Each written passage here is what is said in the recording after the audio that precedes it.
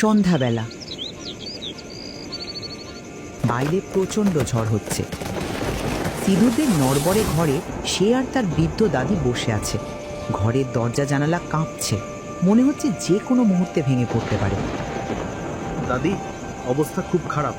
চলো আমরা দেরি না করে বেরিয়ে পড়ি। কালুর বাড়ি গিয়ে আশ্রয় নিই। কালু নিশ্চয়ই আমাদের থাকার জায়গা দেবে। ওই ছোড়া তোকে থাকার জায়গা কখনই দেবে না। শুধু শুধু ওই বাড়িতে তুই যাস না। তুই আমাকে রেখে চলে যা, কোনো নিরাপদ জায়গায় আশ্রয় নেই। পাগল হয়েছো দাদি? আমি তোমাকে রেখে কোথাও যাব না। পাগলামি তুই করছিস? আমাকে রেখে চলে যা বাছা, নিজের জীবন বাঁচা। আমি আর বাঁচবো কদিন বল? শুধু শুধু আমার মায়া করে কি করবি? তুমি কথা কম বলো তো দাদি।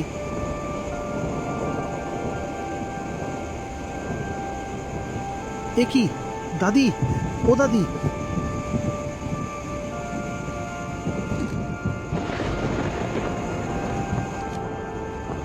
তোমার মুরগির খড় ভেঙে গেছে।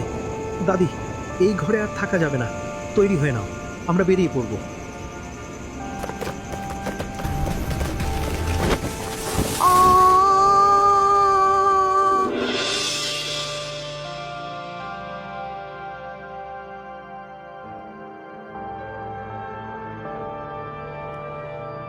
তুই একটু চুপ করে বসবি?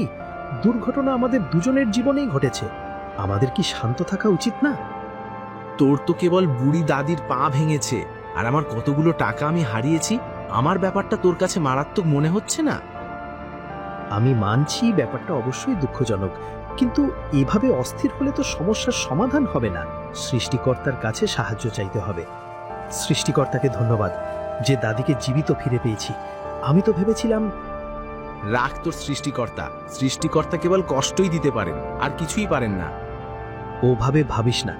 আমাদের জীবনটা তো সৃষ্টিকর্তার হাতে। যা হয় যেমনই হয়, তাতে কোনো না কোনো ভালো লুকিয়ে থাকে। আমার ঘর ঝড়ে ভেঙে গেল, দাদির ওপর ঘর পড়ে দাদির পা ভেঙে গেল। চিকিৎসার জন্য এখন অনেকগুলো টাকার প্রয়োজন।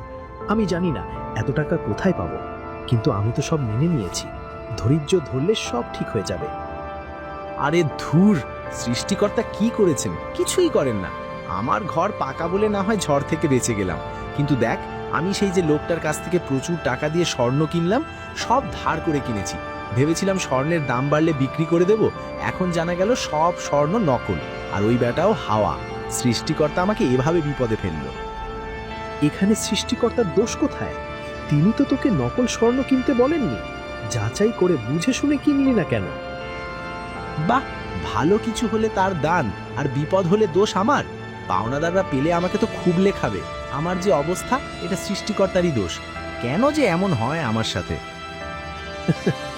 অভিযোগ করে কি লাভ? এখানে বসে না থেকে চল টাকা পয়সার খোঁজ করি। কোনো না কোনো উপায় তো বের করতে হবে।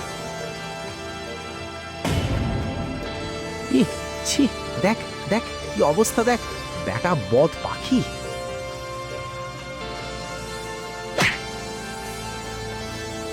ওরে বাবারে, মারে, আমার মাথা দুটুকরো হয়ে গেল রে। আহা, কি জ্বালা! আরে চল চল, ওদিকে যাই।